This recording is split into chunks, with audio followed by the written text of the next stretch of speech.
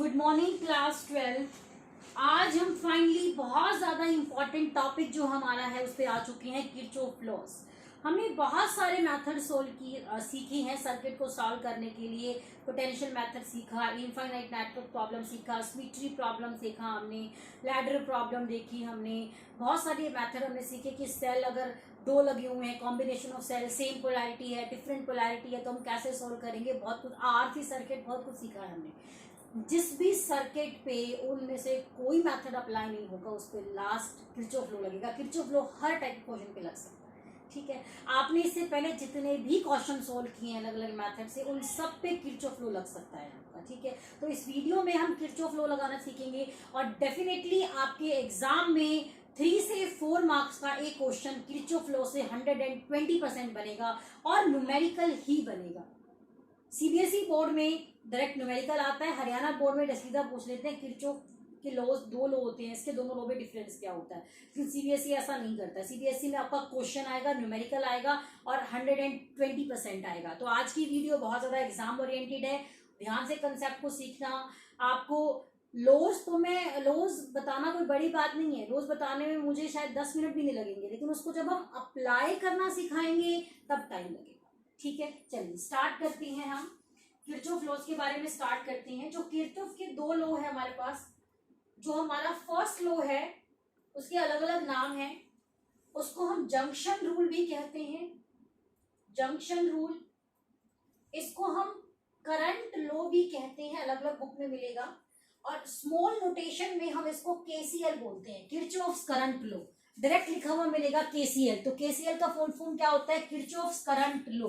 तो किरचॉफ के first law को जंक्शन रूल भी कहते हैं, करंट लॉ भी कहते हैं, केसीएल भी कहते हैं और फर्स्ट लॉ भी कहते हैं, ठीक है। अब ये जंक्शन क्या होता है, junction is a point where at least 3 wires या कंडक्टर मीट्स।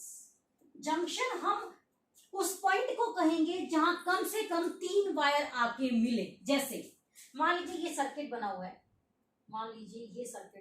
आपके पास, मान लीजिए ये सर्किट बना हुआ है आपके पास, ठीक है। कोई भी वैल्यू हो सकती है, एग्जांपल के तौर पे समझा रही हूं मैं। इसको हम जंक्शन नहीं बोलेंगे क्योंकि यहाँ 1 और 2 वायर जुड़ी है, इसको हम जंक्शन कहेंगे। 1, 2 और 3 वायर जुड़ी है हमारे पास, इसको हम जंक्शन कहेंगे। 1, 2, 3 वायर जुड़ी है, तो इस पूरे सर्किट में 2 जंक्शन है। इसका मतलब किरचॉफ का फर्स्ट लॉ जंक्शन पे ही लगेगा। आज तक आपको जो है अभी मैं कराऊंगी आपको जंक्शन लॉ और अप्लाई करना भी सिखाऊंगी, आपको ये पता है ये क्या है, लेकिन हम आज उसको एक नाम देंगे। मतलब आपको ये करना आता है, लेकिन आज हम उसको एक नाम देंगे कि वो केसीएल है। आपको पता चलेगा कि ये केसीएल के अकॉर्डिंग होता था, ठीक है। तो इसको हम नोड बोलते हैं, इसको हम नोड कहेंगे। 1, 2, 3, 4, इस सर्किट में 4 नोड है और 2 जंक्शन, ठीक है। तो जंक्शन क्या होता है, जहां पे कम से कम आपकी 3 वायर मिलती है, तो ये आपका वहीं अप्लाई होगा, नोड पे कभी अप्लाई नहीं होगा आपका, ठीक है। जंक्शन आपको समझ में आ गया। ये रूल, इस रूल का डेफिनेशन क्या है, ये कहता क्या है, एट एनी जंक्शन, किसी भी जंक्शन के ऊपर द सम ऑफ करंट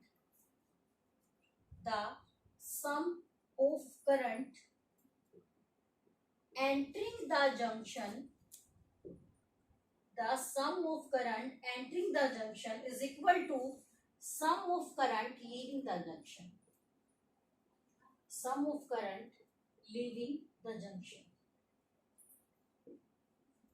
ये क्या कह रहा है आपको कि किसी भी जंक्शन के ऊपर जितना करंट एंटर करता है उतना ही करंट वहां से लीव कर जाता है, इनके जंक्शन पे करंट रुकता नहीं है। आप जनरली आपने ये वर्ड अपनी जनरल लाइफ में भी सुना हुआ, जंक्शन, रेलवे जंक्शन है, तो जंक्शन पे आके कभी भी कोई ट्रेन रुकती नहीं है, आती है और चली जाती है। कहने का मतलब क्या है कि जंक्शन पे कोई करंट नहीं रुकेगा, उसके ऊपर जितना करंट एंटर करेगा उतना ही करंट वहां से क्या कर जाएगा, लीव कर जाएगा। जैसे आप मेरी बात समझिए, ये मान लीजिए इस टाइप से क्रॉसिंग दे रखी है, यहाँ बहुत सारे रजिस्टर लगे हुए हैं, एक रजिस्टर यहाँ लगा हुआ है, यहाँ लगा हुआ है। समझाने के लिए कह रही हूँ बस, अभी तो थोड़ा सा बात को समझने की कोशिश करना मैं क्या कह रही हूँ। अब आप ये कहेंगे कि हाँ तो 4 है, कोई बात नहीं, मैंने एटलीस्ट वर्ड यूज किया है, कम से कम 3 होनी चाहिए, ज्यादा से ज्यादा कितने भी हो सकते हैं। तो ये जंक्शन है, इधर से करंट आया 2 एम्पियर, इधर से करंट आया 6 एम्पियर,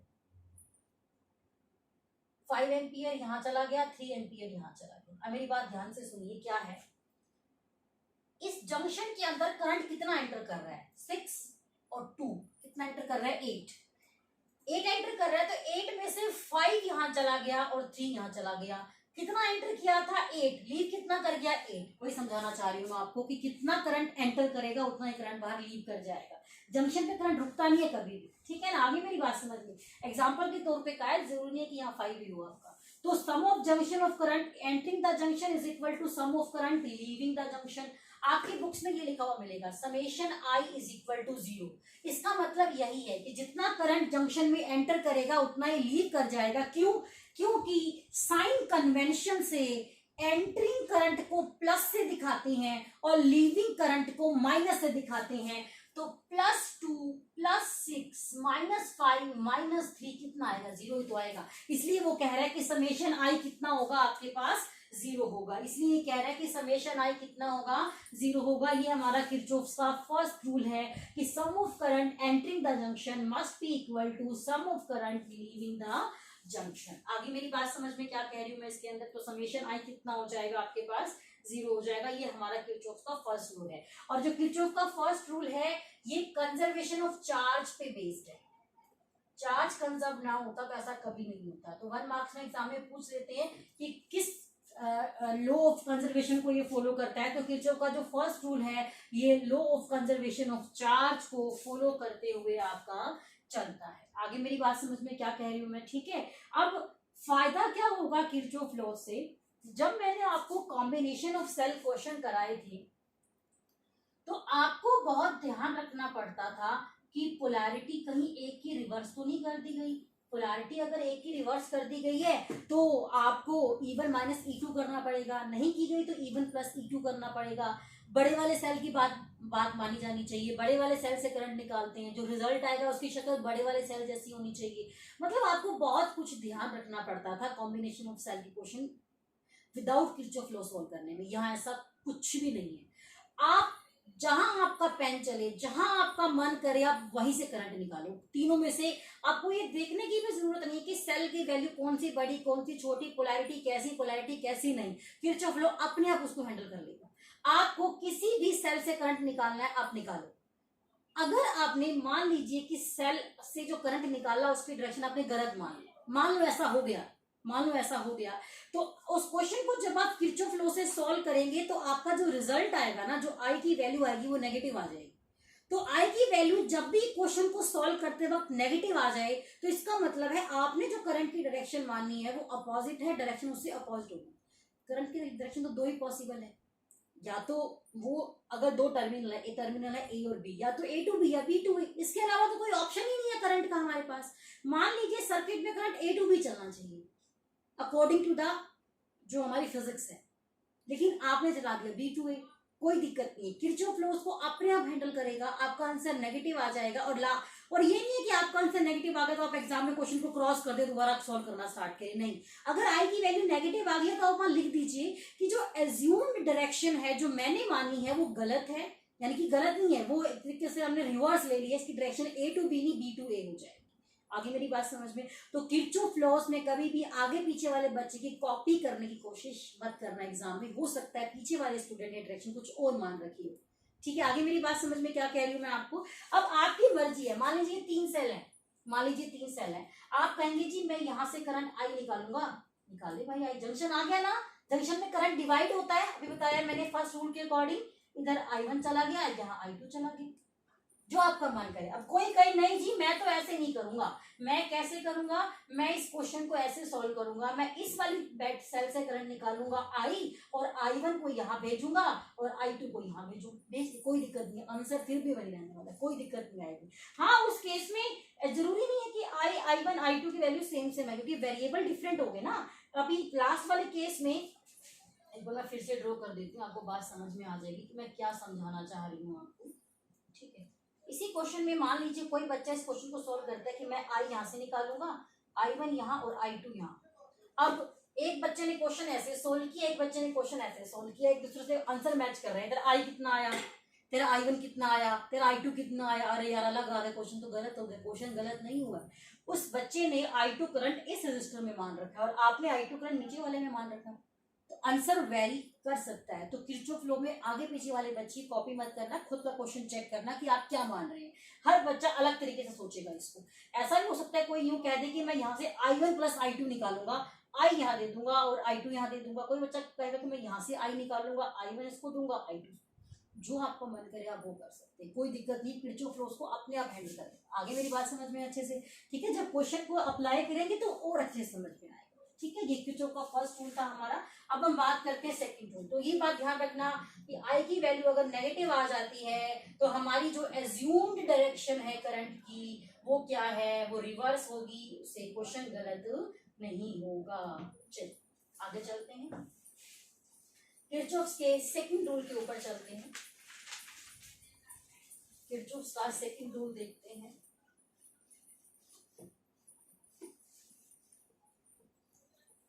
किरचॉफ का सेकंड रूल, किरचॉफ के फर्स्ट रूल को क्या बोला जाता था, करंट लो। क्यों बोला गया समझ में है, क्योंकि उसको करंट के ऊपर लगाया हमने। जंक्शन पे करंट ही तो डिवाइड किया है हमने, और किया ही क्या है, जंक्शन पे करंट ही तो डिवाइड किया है। आप इससे पहले जो क्वेश्चन सॉल्व करते थे 10th में सॉल्व किए, भी बहुत सारे क्वेश्चन आप सॉल्व करके आए हैं।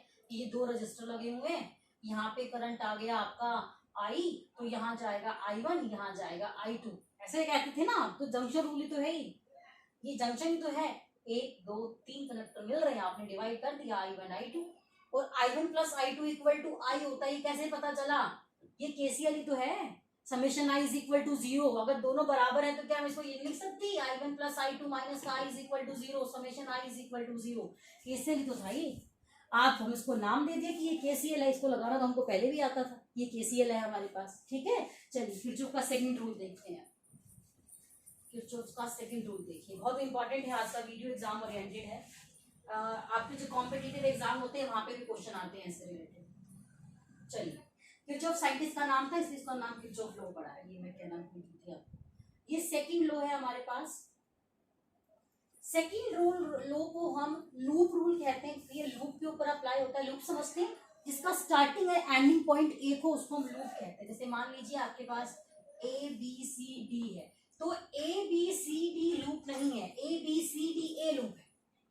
जिसका स्टार्टिंग और एंडिंग पॉइंट सेम हो जाए उसको हम लूप कहते हैं, तो लूप के ऊपर लगेगा। ये सेकंड लॉ है, लूप लॉ है। इसको हम वोल्टेज रूल कहते हैं क्योंकि ये वोल्टेज के ऊपर लगता है, और बुक्स में इसको KVL कह रखा होगा, KCL KVL, Kirchhoff current law, Kirchhoff voltage law, उसको हम KVL के नाम से भी जानते हैं। हमारा जो सेकंड रूल है ये क्या कहता है आपको, इसके अकॉर्डिंग द एल्जेब्रिक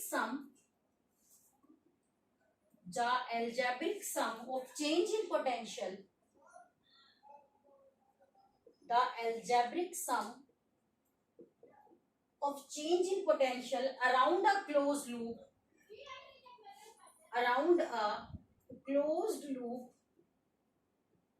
is 0। जो algebraic sum होता है चेंज इन पोटेंशियल का अराउंड अ क्लोज लूप, वो कितना होता है आपके पास, 0 होता है। जो पोटेंशियल गेन होगा,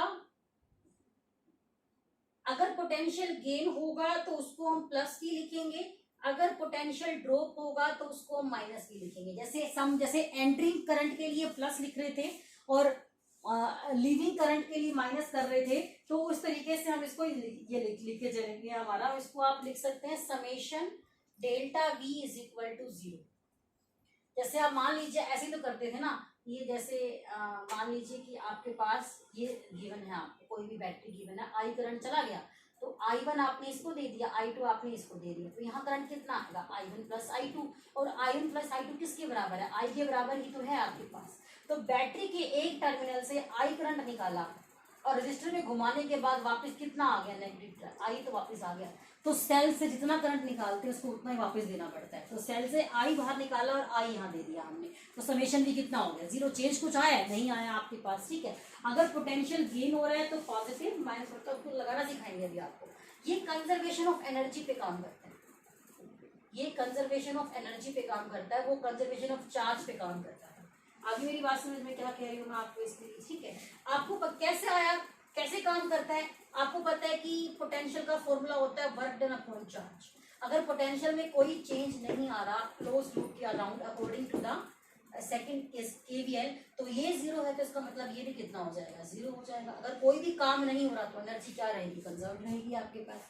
ठीक है, तो इसके ऊपर ही आपका इस तरीके से काम करता है। और लूप है तो A B C D A, कोई बच्चा कहेगा नहीं मैं तो इसको ए डी सी बी ए मानूंगा, मान लो कोई दिक्कत नहीं है। आप जो लूप है वो क्लॉकवाइज एंटी क्लॉकवाइज कैसा भी ले सकते हो, आपके ऊपर जो आपका मन करे आप वैसा लीजिए। किरचॉफ ने हमारे हाथ बहुत अच्छे से खोल रखे हैं, जैसा आपका मन करे वैसा आप कर सकते हैं। ठीक है, अब मैं आपको समझाती हूँ कि सर्किट में आपको पता कैसे चले कि पोटेंशियल गेन हो रहा है कि पोटेंशियल ड्रॉप हो रहा है। मान लीजिए कि आपने जो लूप सेलेक्ट किया है, मान लीजिए कि आपने लूप सेलेक्ट किया, यहाँ एक बैटरी लगी हुई है इस टाइप से, एक बच्चे ने लूप सेलेक्ट किया A B C D A, एक बच्चे ने ये वाला लूप सेलेक्ट किया A B C D A. तो जब वो इस लूप में चल रहा था A B C D A, तो इस लूप में चलते चलते वो बैटरी के प्लस टर्मिनल से माइनस की तरफ आया। A B C D A चलते चलते वो बैटरी के प्लस टर्मिनल से माइनस टर्मिनल की तरफ आया। आपको पता है प्लस वाला हाई पोटेंशियल, माइनस वाला लो पोटेंशियल, तो पोटेंशियल में गेन हो रहा है या ड्रॉप हो रहा है, ड्रॉप हो रहा है क्योंकि वो हाई टू लो की तरफ आया है। और जब भी ड्रॉप होगा तो हम उसको क्या लेके चलेंगे, माइनस लेके चलेंगे। तो मान लीजिए इसकी वैल्यू 5 वोल्ट गिवन है तो आप इसको -5 वोल्ट लिखेंगे, आपको साइन कन्वेंशन सिखा रही। और मान लीजिए किसी बच्चे ने लूप मान लिया ए बी सी बी ए, अगर वो बच्चा ऐसे चलेगा तो वो जाएगा माइनस टू प्लस की तरफ, यानी कि लो टू हाई, तो पोटेंशियल का गेन हो रहा है तो वो उसको लिखेगा +5। आगे मेरी बात समझ में? तो इससे क्वेश्चन में गलती नहीं होगी, इससे न्यूमेरिकल में मिस्टेक नहीं होगी, अपने आप साइन कन्वेंशन उसको सेट कर लेगा। आप कंफ्यूज मत होइए कि एक बच्चे ने प्लस लिया एक बच्चे ने माइनस लिया।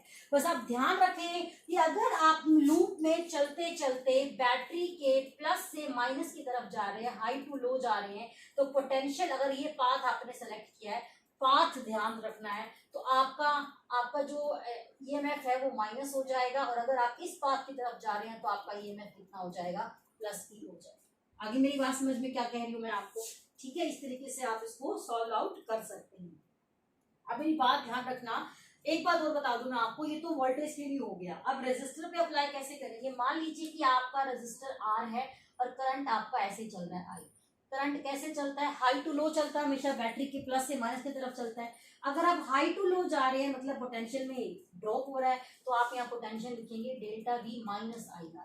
और अगर आपने ये वाला पाथ सेलेक्ट किया है तो आप इसको लिखेंगे ΔV +IR। अभी आपको थोड़ा बहुत समझ में आ रहा है, इतना काफी है। सर्किट पे लगाएंगे तो बात समझ में आ जाएगी। ठीक है, तो ध्यान रखना किरचॉफ लॉ लगाते वक्त कौन कौन से रूल का ध्यान रखना है। लूप आपने क्लोज लेना है, लूप के अंदर कितने भी रेजिस्टर हो सकते हैं, जरूरी नहीं कि आपको 2 रेजिस्टर का लूप बनाना है, कितने भी रेजिस्टर आप ले सकते हैं। लूप को क्लॉकवाइज एंटी क्लॉकवाइज ले सकते हैं। जब आप कॉम्प्लेक्स सर्किट सोल्व करेंगे तो उसके अंदर क्या होगा, एक से ज्यादा लूप बनेंगे, हमारे 2-3 लूप बन गए आपके उसके अंदर। ठीक है, लूप सिलेक्शन भी आपके हाथ में, कितने लूप आप बनाना चाहते हो। तो ऐसा भी हो सकता है कि अगर एक ही क्वेश्चन में 2-3 लूप बन रहे हैं तो किसी लूप को क्लॉकवाइज किसी लूप को एंटी क्लॉकवाइज, कोई दिक्कत नहीं है। जरूरी नहीं है कि आपको सारे लूप क्लॉकवाइज सोल्व करने हैं उस एक क्वेश्चन में, आप कैसा भी मान सकते हैं, क्लॉकवाइज एंटी क्लॉकवाइज कैसा भी मान सकते हैं।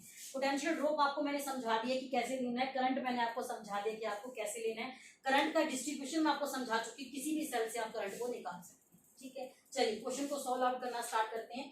इजी क्वेश्चन से कॉम्प्लेक्स की तरफ चलेंगे धीरे धीरे। ठीक है, चलिए आपको लो लगाना सिखाते हैं। तो देख लीजिए 10 से 12 मिनट या 15 मिनट ही मुझे लगी है किरचॉफ के रूल समझाने में, लेकिन इसको अप्लाई कराने में बहुत देर लगने वाली है। ये आपको तो समझाना बड़ा आसान है, उसको अप्लाई करने में बहुत जोर लगेगा। चलिए क्वेश्चन डिस्कस करते हैं हम एक बारी, जस्ट अ मिनट। बहुत इजी क्वेश्चन उठाऊंगी मैं जिसको आप सिंपली V = IR से सॉल्व कर सकते हैं, बट मैं आपको वो किरचॉफ लॉ लगा के सॉल्व करना सिखाऊं। ठीक है, चलिए क्वेश्चन सॉल्व करते हैं। क्वेश्चन क्या गिवन है आपको, ये रजिस्टर गिवन है 2 ओम का, ये 10 वोल्ट की बैटरी गिवन है।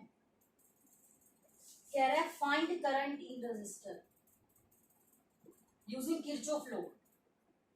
आपको बहुत आसान है, V = IR, इसका करंट तो आना चाहिए। करंट कितना आना चाहिए आपके पास यहाँ पे V by 10 divide by 2, 5 ampere current आएगा इसका, ठीक है।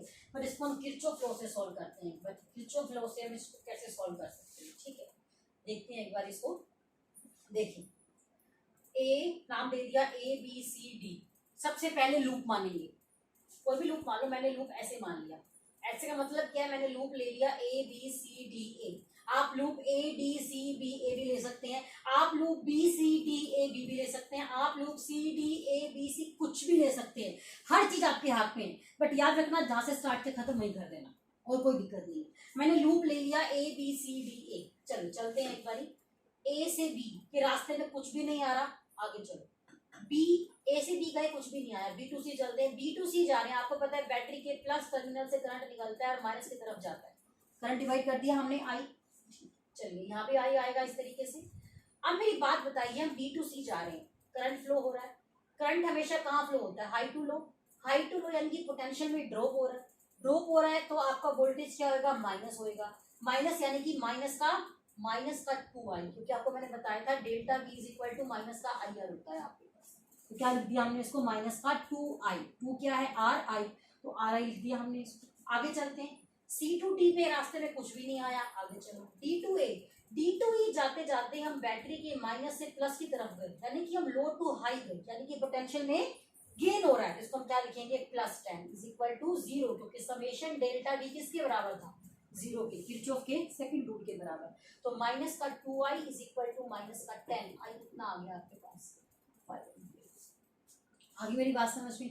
क्वेश्चन काफी आसान था, सिंपल क्वेश्चन था, इसलिए लगाना बड़ा आसान था। अब मैं आपको जो सिंगल बैटरी का था, अब 2 बैटरी पे लगा के दिखाते हैं इसको। अब इसको 2 बैटरी पे लगा के, अब इसको 2 बैटरी पे लगा के सिखाएंगे कैसे सॉल्व करते हैं इस क्वेश्चन को। बेटा देखो मेरी बात सुनो, इसमें कहीं भी जंक्शन नहीं है, तो फर्स्ट रूल की बात नहीं करेंगे यहाँ पे। कोई भी जंक्शन नहीं, जंक्शन के ऊपर लगता है हमारा रूल, ठीक है। चलिए नेक्स्ट क्वेश्चन सॉल्व करते हैं हम एक बारी। नेक्स्ट क्वेश्चन सॉल्व करते हैं। क्वेश्चन नंबर 2 में हम 2 बैटरी ले लेंगे। ये क्वेश्चन गिवन है आपको, ये रजिस्टर गिवन है 2 ओम का, यहाँ 4 वोल्ट की बैटरी गिवन है, यहाँ एक रजिस्टर गिवन है 1 ओम का, यहाँ 2 ओम का रजिस्टर गिवन है, यहाँ 10 वोल्ट की बैटरी गिवन है, और यहाँ एक 1 ओम का रजिस्टर गिवन है। कह रहे हैं क्या क्या निकालना है आपको इसके अंदर, आपको इसके अंदर करंट निकाल के दिखाना है। अब आप कहोगे 10 और 4 वोल्ट की बैटरी है हमारे पास, तो हम क्या करें इसके अंदर। देखो आपको ना, मैं ये आप यहाँ से करंट निकालिए I, जंक्शन तो कहीं है ही नहीं, तो करंट कहीं डिवाइड होगा ही नहीं। करंट तो आपका जंक्शन पे डिवाइड होता है, जंक्शन तो यहाँ है ही नहीं। अब मान लो किसी बच्चे ने यहाँ से करंट निकाल दिया, I यू घुमा दिया, तो उसका आंसर नेगेटिव आ जाएगा। अब करके देखना इस क्वेश्चन को। अभी मैं यहाँ से करंट निकाल के दिखा रही हूँ आपको, तो आपकी I की वैल्यू जो भी आई है निकाल के दिखा दूंगी। आप यहाँ से करंट निकालना, आपका आंसर नेगेटिव आएगा, कोई दिक्कत नहीं है, आप उसको अप्लाई करके देखना। अब मेरी बात सुनिए, लूप सेलेक्ट करते हैं हम एक बारी। ABCDA लूप ले लिया, ABCDA। A to B जा रहे हैं हम। A to B जाते जाते रास्ते में एक रजिस्टर भी आया, सेल भी, दोनों का हिसाब किताब करना पड़ेगा। हम बैटरी के माइनस से प्लस की तरफ जा रहे हैं, तो क्या लेके चलेंगे इसको, प्लस। धीरे धीरे आपको हाथ पे चढ़ जाएगा ये, ठीक है। हाई टू लो जा रहे हैं हम, इधर जा रही है हम, तो करंट हमारे अपोजिट रास्ते में आ रहा है। करंट हमेशा कहाँ फ्लो होता है, करंट हमेशा हाई टू लो फ्लो होता है, यानी कि हम लो टू हाई जा रहे हैं, लो टू हाई जाएंगे तो ये क्या आएगा, पॉजिटिव, प्लस का 2i आ जाएगा। इसको याद रखने का तरीका क्या है कि अगर चलते चलते आप बैटरी के प्लस से माइनस की तरफ जा रहे हैं, तो आपको उसका EMF माइनस लेना है। अगर आप चलते चलते बैटरी के माइनस से प्लस की तरफ जा रहे हैं, तो उसको आपको प्लस की लेना है। आपको रीजन समझा चुकी हूँ। अगर चलते चलते करंट आपके रास्ते से अपोजिट है, मान लीजिए आप चल इधर रहे हैं, करंट इधर आ रहा है, तो इसको आप प्लस IR लेंगे।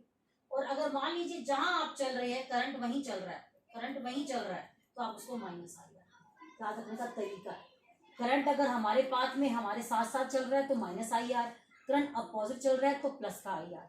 बैटरी का प्लस टू माइनस तो माइनस E, बैटरी का माइनस टू प्लस तो प्लस E, ठीक है। याद रखने का तरीका है, बस ये रीजन मैं समझा चुकी हूँ आपको, क्या रीजन है इससे, ठीक है। चलिए प्लस का 4 प्लस का 2i, आगे चले। A to B का हिसाब किताब हो गया। चलिए अब चलते हैं B to C। B to C के रास्ते में सिर्फ एक रजिस्टर आ रहा है, हम चल यहाँ रहे हैं और करंट इधर आ रहा है, तो क्या लिखेंगे इसको, प्लस का I, क्योंकि ये 1 ओम गिवन है आपको। ठीक है, आगे चलते हैं। सी टू डी के रास्ते में बैटरी भी आ रही है और रजिस्टर भी आ रहा है। हम चल इधर रहे हैं, करंट इधर चल रहा है, क्या लिखेंगे इसको? प्लस का 3। आगे मेरी बात समझ में क्या कह रही हूँ मैं आपको? प्लस का क्या लिख के चलेंगे? इसको 3i लिख के चलेंगे हम। यहाँ हम इधर जा रही है बैटरी के प्लस टू माइनस, यानी कि हाई टू लो जा रहे हैं, यानी कि पोटेंशियल में ड्रॉप हो रहा है, तो क्या लिखेंगे? माइनस का 10 लिख देंगे इसको। आगे चलते हैं डी टू ए। हम चल इधर रहे हैं, करंट इधर चल रहा है, तो क्या लेके चलेंगे? इसको प्लस लेके चलेंगे। प्लस का i इज इक्वल टू 0। अगर आपने करंट यहां से निकाल दिया होता तो सारे साइन पलट जाते, प्लस वाला माइनस का, माइनस वाला प्लस का हो जाता, बस आपका आंसर जो है वो क्या रहता? नेगेटिव रहता। तो हम चल इधर रहे हैं, करंट इधर चल रहा है, तो उसको प्लस का i लिख दिया हमने, इक्वल टू 0।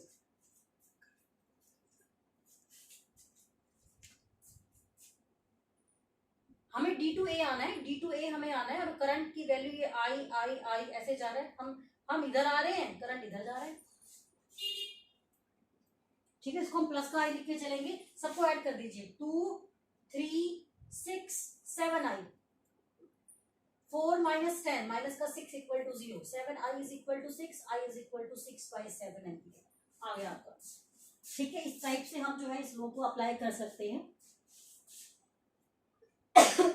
सॉरी,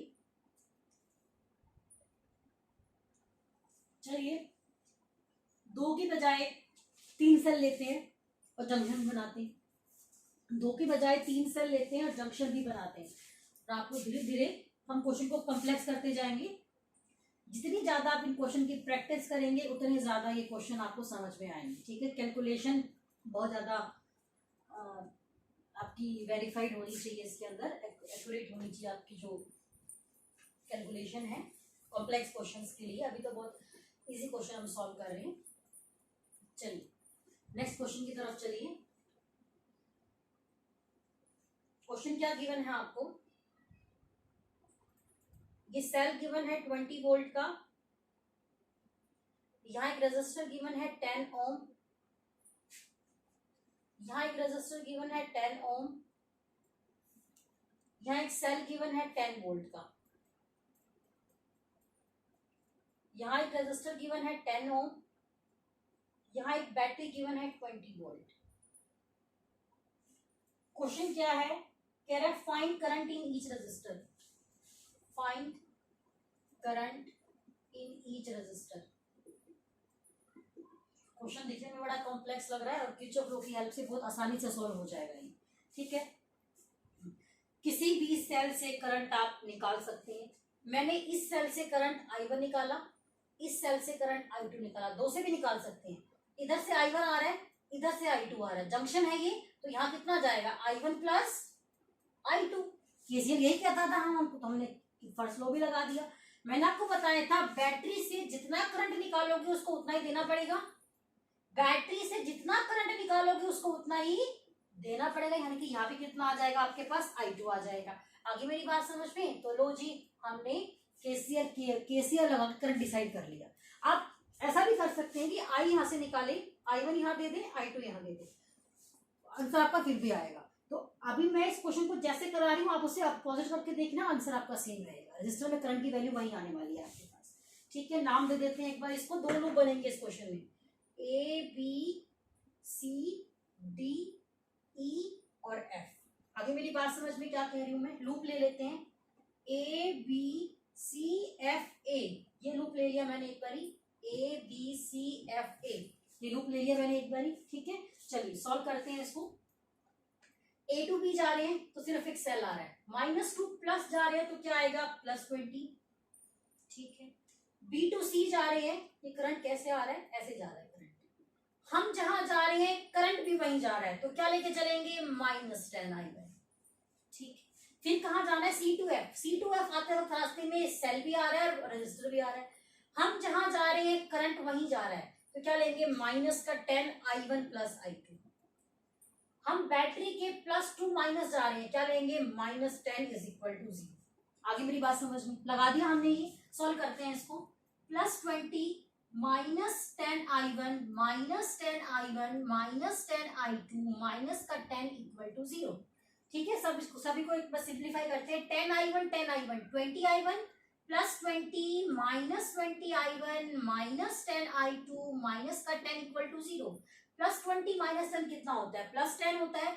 तो 10 -20 I1 -10 I2 इक्वल टू 0। अगर मैं इस क्वेश्चन में से 10 जो है वो बाहर कॉमन निकाल दूं तो इक्वेशन क्या बन जाएगी? 1 -2 I1 -I2 इक्वल टू 0। हो सकता है ऐसा 10 बाहर कॉमन निकालने के बाद। तो यहाँ से इक्वेशन बन जाएगी आपके पास, इसको उधर ले जाएंगे 0 से, 1 is equal to 2I1 + I2। इसको हम इक्वेशन नंबर 1 कहेंगे। इसको हम क्या कहेंगे? इक्वेशन नंबर 1 कहेंगे। अब हम दूसरा लूप ले लेते हैं। दूसरा लूप हम ये लेंगे, दूसरा लूप हम ये वाला लेंगे, CDEFC।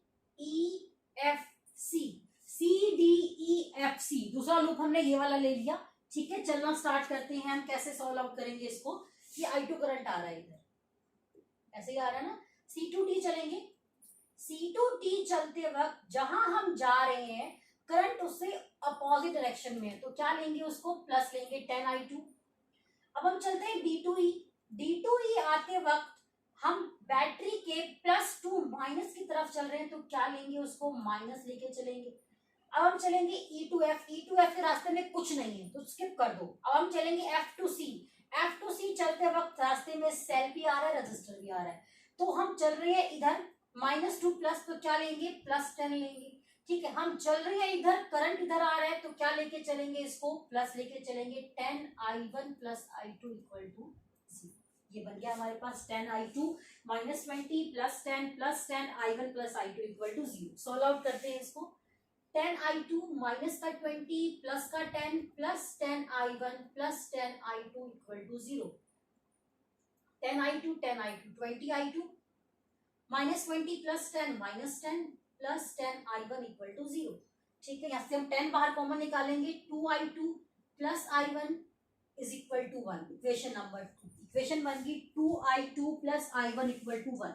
इक्वेशन नंबर 1 ये है, इक्वेशन नंबर 2 ये है। आपको सिंपल मैथ्स लगाना आता है, दो इक्वेशन, दो वेरिएबल सोल्व करनी आती है। जब आप इन दोनों को सॉल्व करेंगे तो आपकी I1 की वैल्यू आ जाएगी 1/3 और जो I2 की वैल्यू है वो आ जाएगी आपके पास अगेन 1/3। तो I1 की वैल्यू 1/3। I1 यानी कि इस रजिस्टर में करंट 1/3 चलेगा। I2 यानी कि इस रजिस्टर में करंट 1/3 चलेगा। और यहाँ करंट कितना जाएगा? 1/3 + 1/3 2/3, क्योंकि ये I2 में, इसमें I1 + I2 जा रहा है, तो इस रजिस्टर में करंट 1/3, यहाँ 1/3, यहाँ 2/3 करंट जाएगा। तो आप आगे पीछे वालों से I1 I2 मैच नहीं करना, आगे पीछे वालों से मैच करना कि तीनों रजिस्टर में करंट बताओ मेरे को, कि इधर वाले रजिस्टर में कितना करंट है, यहाँ कितना करंट है, यहाँ कितना करंट है। अगर कुछ करोगे सही तो आगे पीछे वैल्यू मैच मत कर लेना। ठीक है, तो अपोजिट भी मानेंगे तब भी कोई दिक्कत नहीं आएगी आपको इस चीज में। अगर आप अपोजिट भी लेके चलते हैं इस चीज को तो कोई प्रॉब्लम नहीं आएगी इसके अंदर। तो ये हमारा I1 और I2 से रिलेटेड जो है ये क्वेश्चन थे। बहुत सिंपल क्वेश्चन में आने आपको आज की वीडियो में सॉल्व कराए हैं। जो कॉम्प्लेक्स प्रॉब्लम है उसको मैं नेक्स्ट वीडियो में डिस्कस करूंगी अपनी, कि नेक्स्ट वीडियो में आप उसको कैसे डिस्कस करेंगे, हम उसको सॉल्व आउट करें। अभी आप सिंपल क्वेश्चन सॉल्व कीजिए किरचॉफ लॉ पे बेस्ड। एक क्वेश्चन मैं आपको प्रैक्टिस के लिए दे रही हूँ, उस क्वेश्चन को आप एज अ होमवर्क सॉल्व करना। फिर से नेक्स्ट वीडियो में मैं आपको कुछ कॉम्प्लेक्स क्वेश्चन कराऊंगी किरचॉफ लॉ से रिलेटेड। पहले आपको कंसेप्ट समझ में आना चाहिए, जब तक आप प्रैक्टिस नहीं करेंगे आप कॉम्प्लेक्स प्रॉब्लम सॉल्व नहीं कर पाएंगे।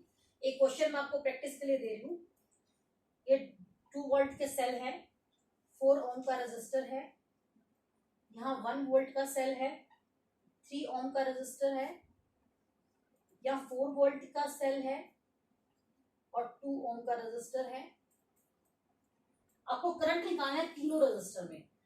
इस रजिस्टर में करंट आएगा 2/13 एम्पियर, इस रजिस्टर में करंट आएगा 7/13 एम्पियर और इस रजिस्टर में करंट आएगा 9/13 एम्पियर। मैंने आपको तीनों में करंट बता दिया है। अब यहाँ से आप I1 निकालें, I1 I2 इसको दे दें, या फिर आप यहाँ से I1 + I2 निकाले, I1 I2 इसको दे दें, कुछ भी कर सकते हैं। यहाँ से I निकालिए, I1 I2 इसको दे दीजिए, जो आपका मन करे, जैसे आपको ठीक लगे वैसे आप कर सकते हैं। इस क्वेश्चन को आप बहुत अच्छे से सॉल्व कर सकते हैं। तो प्रैक्टिस कीजिए, जो भी बुक आप फॉलो करते हैं डेफिनेटली। थोड़ा सिंपल क्वेश्चन अभी आप सॉल्व करना जिसमें 2 या 3 सेल हो, मैक्सिमम 3 सेल हो, उससे ज्यादा नहीं। वो हम कॉम्प्लेक्स प्रॉब्लम जो है वो नेक्स्ट वीडियो के अंदर डिस्कस करेंगे इस रिलेटेड। Thank you.